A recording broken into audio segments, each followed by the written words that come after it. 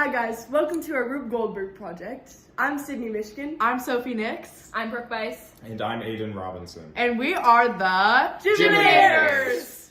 Our objective in this project is to throw this clown at Mr. Ward to knock him over.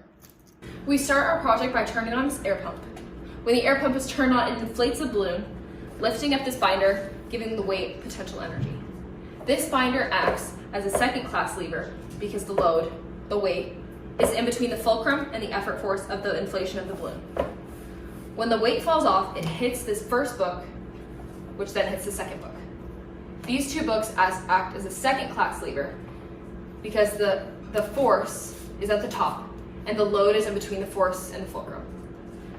This book hits the next one, acting as a third class lever because the effort force is in between the load and the fulcrum.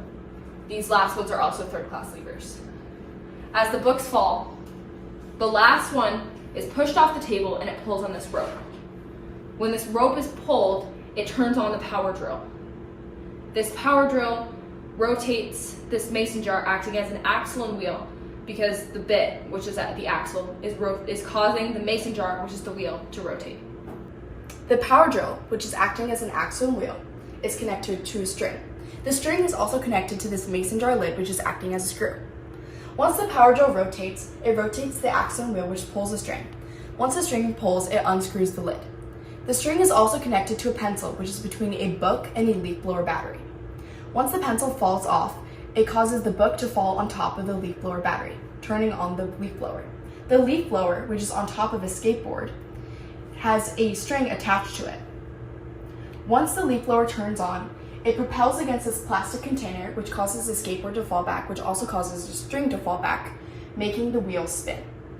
As the wheel spins, the axle also spins, thus acting as a wheel and axle, and it pulls on this string.